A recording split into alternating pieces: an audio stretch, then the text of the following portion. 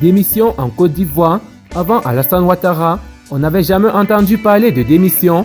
Voici les détails à propos de ce sujet.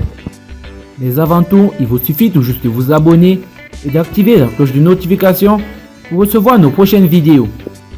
Avant Alassane Ouattara, la Côte d'Ivoire n'avait jamais connu les démissions de cadre de son administration, selon Claudius Quadio, Francis Wodio, Soro Guillaume Kibafori, Marcel Amontano, Daniel Kablan-Duncan, Vincent Toby Irié.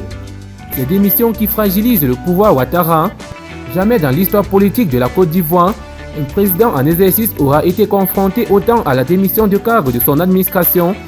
Pour dire vrai, avant Alassane Ouattara, on n'avait jamais entendu parler de la démission au sommet du pouvoir, mais depuis 2015, cela est devenu très récurrent. Le pire est de constater que ce ne sont pas des démissions de personnes qui ont commis des fautes graves dans l'exercice de leur mission, mais des démissions liées à l'incompatibilité avec la gestion du pouvoir d'État par Alassane Ouattara.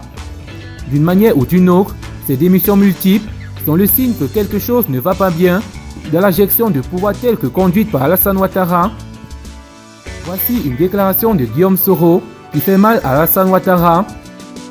Encore et encore contesté, même si les choses semblent s'être calmées, l'opposition n'en a pas fini avec la candidature du président de la République, une candidature dite sans fondement constitutionnel. On sait tous que le mois d'août fut marqué par plusieurs manifestations de contestation que nous réserve donc le mois de septembre. Dans le but de ne point laisser de répit à l'ancien allié, le président de Génération et Peuple Solidaire attaque une nouvelle fois Alassane Ouattara. Comme à son habitude, Guillaume Soro a utilisé un langage ironique pour mettre sa pensée en lumière. Cette fois-ci, ce qu'il déclare doit faire mal au président Alassane Ouattara, actuellement en France.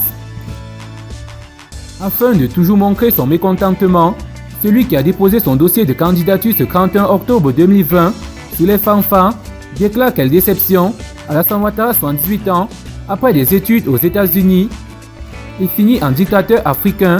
Franchement, quelle prouesse et quelle honte pour nous autres qui nous sommes laissés berner. Un message dans lequel Guillaume Soro n'a pas manqué d'avouer ses mauvaises décisions. Des décisions et actions qui, rappelons-le, ont permis à Ado d'être président de la République.